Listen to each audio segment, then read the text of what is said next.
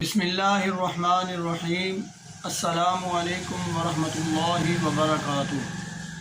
حکیم حافظ ذوالفقار احمد چوہان آپ سے مخاطب ہے۔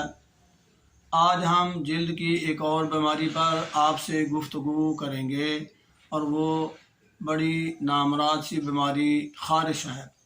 خارش کے متعلق دیکھا گیا ہے کہ یہ تو نہ محفل میں بیٹھنے دیتی ہے، نہ سکون سے نیند آتی ہے اور نہ سکون سے جیا جاتا ہے۔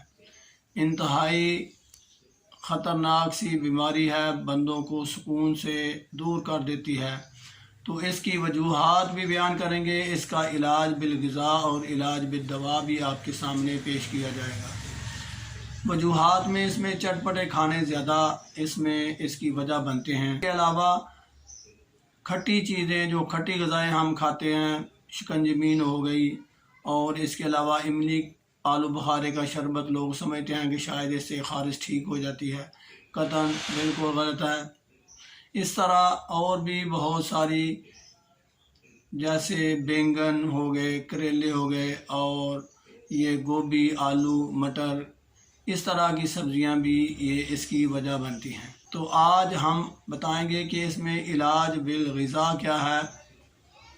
تو علاج بالغذا کے طور پر آپ نے چھوٹے گوشت کا شوربہ استعمال کر سکتے ہیں، لیکن اس میں مسالے یہ ڈالنے ہیں: کالی مرچ، نمک، ادرک، ہلدی، لہسن، زیرہ سفید اور دھنیا، یعنی سرخ مرچ اور پیاز، ٹماٹر نہیں ڈالنا۔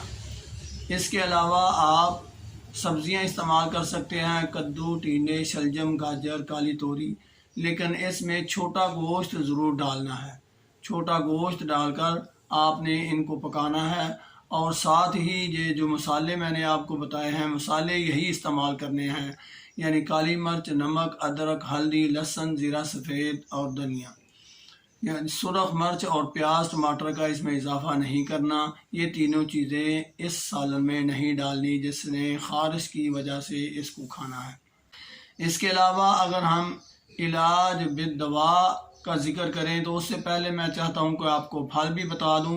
تو پھلوں میں آپ مینگو کھا سکتے ہیں، خوبانی کھا سکتے ہیں، خربوزہ کھا سکتے ہیں، امرود کھا سکتے ہیں۔ یہ سارے پھل استعمال کیے جا سکتے ہیں اس بیماری کے دوران، اور یہ انشاءاللہ اس بیماری کو دور کرنے میں معاون ثابت ہوں گے۔ علاج بالدوا کے طور پر ہم نے اس میں اجوائن اور سنڈ، اس کا پاؤڈر بنا لیں، ان کو مکس کر لیں برابر وزن میں، اور 1 چمچ کا چوتھا حصہ صبح، دوپہر، شام آپ نے نیم گرم پانی کے ساتھ کھانا ہے۔ یہ تو میں بار بار عرض کر چکا ہوں کہ پانی جو بھی ہے وہ نیم گرم استعمال کرنا ہے، یا تازہ پانی استعمال کر لیں۔ ٹھنڈا پانی کوئی بھی کسی مرض میں بھی یہ ٹھیک نہیں، بلکہ تندرستی میں بھی یہ سوٹ نہیں کرتا، مسائل پیدا کرتا ہے۔ دوا کے طور پر میں نے آپ کو چیز بتا دی، غذا کے طور پر بھی چیز بتا دی۔ بعض لوگ کہتے ہیں کہ مقامی طور پر لگانے کے لیے کیا چیز استعمال کریں۔ تو سادہ سی بات ہے، سرسوں کا تیل لے لیں، اس میں تھوڑی سی گندک آملہ سار پیس کر مکس کر لیں، اور وہ صبح و شام آپ جہاں پر زیادہ متاثر ہے جلد وہاں پر لگا لیں۔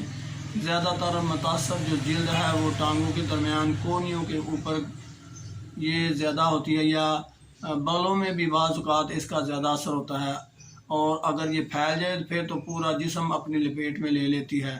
لیکن جہاں پر زیادہ اثر ہے، یہ لگانے والی دوائی جو میں نے آپ سے ذکر کی ہے وہاں استعمال کریں صبح و شام۔ اور میں یہ آپ سے ضرور عرض کرنا بہتر سمجھتا ہوں کہ صرف لگانے والی دوائی سے یہ خارش ٹھیک نہیں ہوتی۔ وقتی طور پر دب تو جاتی ہے، لیکن اس کے اثرات چونکہ خون میں ہوتے ہیں، جسم میں ہوتے ہیں، اس لیے یہ بعد میں اور زیادہ تیزی سے حملہ کرتی ہے۔ اس لیے کوشش کریں کہ یہ جو میں نے آپ کو علاج بالغذا بتایا ہے، ضرور اس کی پابندی کریں، ساتھ اس کے دوا کی بھی پابندی کریں۔ یہ نامراد بیماری بالکل ختم ہو جائے گی، پریشانی کا باعث نہیں بنے گی۔ اللہ رب العزت سے دعا ہے کہ وہ ہمارا حامی و ناصر ہو۔ اللہ تعالی ہمیں بھی اور آپ کو بھی شفا سے نوازے۔ وما علینا الا البلاغ۔ السلام علیکم ورحمۃ اللہ وبرکاتہ۔